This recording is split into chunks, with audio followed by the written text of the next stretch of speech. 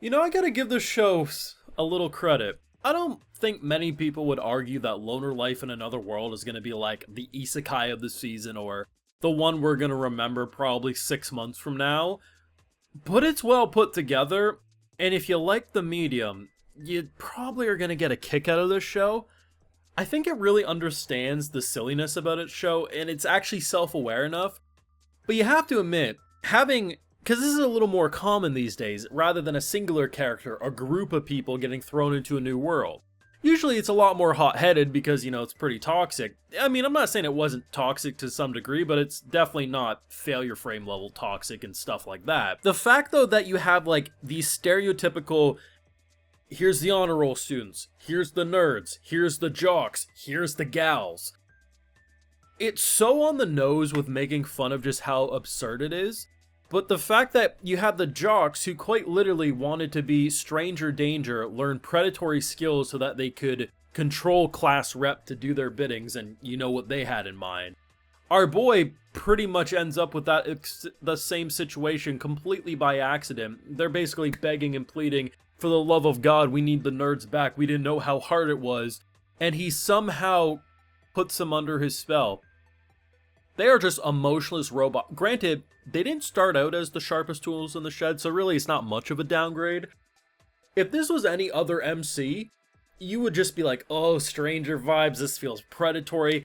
Our boy is quite literally trying to live up to the title, Loner Life in Another World, and it ain't gonna work. This Isekai MC ain't exactly what I was expecting, and I'm definitely here for a third episode. Now, of course, I have those full live reactions over on Patreon if you want to see my full and good thought to any of these episodes over there exclusively. I very much enjoyed last week's episode. I didn't think it was revolutionary. I didn't think it reinvented the wheel, but I was like, you know what? That was a fun twist, especially with the whole idea of having a grab bag of all the leftover skills, making something OP out of that. I was interested to see what they're going to do for episode 2. I walked into this episode saying he ain't gonna be no loner in Another World. He's very much gonna build a harem. He's gonna have a large group. That's how it goes. Most of the time, these titles are literally just meant to be like the initial episode or chapter hook, and then it really doesn't follow it afterwards. Very quickly, he meets up with the nerds. He takes them back to his crib saying, hey, look at this cave I remade. I have furniture. I'm surprised he doesn't have goddamn electricity with the way he was pulling out things. But it's funny because the nerds in the world, they did exactly what I think most of... If Isekai existed exactly as we watch it with anime, if any of us were thrown into these worlds, I think a majority of us should have at least a much better starting point than pretty much anyone else. Because while sure, fears and stuff can obviously take over, we understand the mechanics. We know what to look for menus, abilities, this, that, and the third. The nerds were quite literally the reason the group collectively was doing okay before the jocks said, we ain't doing work, the gals said, we ain't doing work, and then the jocks decided to just burn it all to the ground because they wanted to be predatory. Like, the fact that the nerds actually played to their role, I like that. And I like the fact that the characters' names are just ridiculous. We're going under class reps, here's the gals, here's the like, they're so on point, they're quite literally titles, and it's hilarious. But I feel like this is a show that kind of respects the viewer's intelligence. It's possible. I'm not saying this show couldn't have amazing story arcs down the line, something that really blows you away with the writing. It could. But I totally feel like this is the type of show that your average anime fan with decent writing chops would produce. I like the medium. I kind of want to take a bit of a piss on some of the tropes and trends, and we're just going to have a silly idea. And honestly, the production's solid. That's the big thing. If this had, like, the Newgate level visuals, I don't think we would probably be talking about it quite as much. If the VAs were poorly casted, probably wouldn't want to listen to many of these characters. But you combined a solid production style, really cool monster designs. Like, honestly, like, it's kind of like they're what you expect, but they're kind of chibi-ified just a little bit. Like, not completely, but they're a lot more cartoonish. Honestly, it kind of reminds me of in Yu-Gi-Oh! When monsters would become the toon versions of themselves. Like, that's how I look at that little wolf and goblins and stuff. Though the goblins are interesting because the goblins I felt like our MC jumped in episode 1. I really felt like we were bullying them. Though then the goblins, they fought everything else in this episode. They did feel predatory. So I don't know, like, I can't tell if I should hate goblins in this world or think that maybe we're just causing a ruckus. It's really hard to say.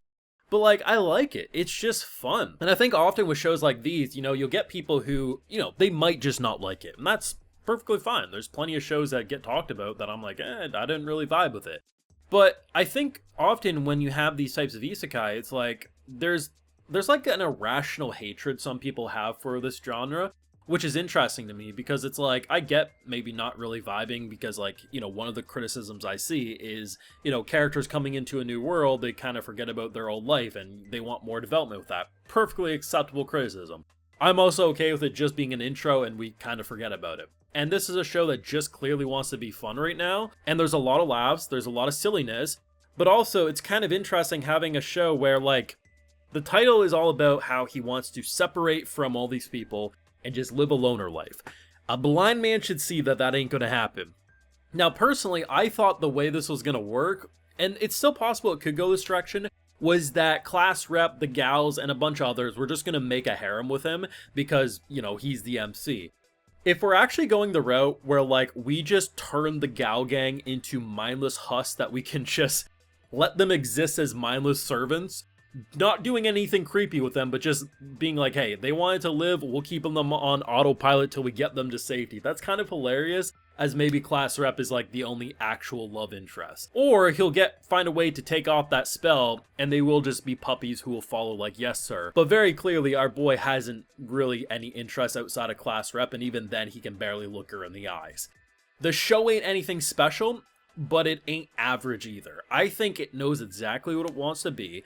It's bold enough to say, we ain't trying to make a masterpiece here, but we're trying to make a funny show. Something that will make you giggle, will make you say, honestly, I'm kind of interested, because when you see a man beat goblins with a stick when everyone else is struggling with, like, because they're all, like, level 16 with weapons like that, I mean, his luck stat is definitely getting him some critical hits. There's a lot to explore with the abilities he has, his maxed out luck stat, the dynamics with characters, because if we just had this character constantly talking with himself, eventually it would grow boring and you just feel like he's crazy. So seeing how he interacts with the other students, I mean, it actually gives me pretty good hope for the show.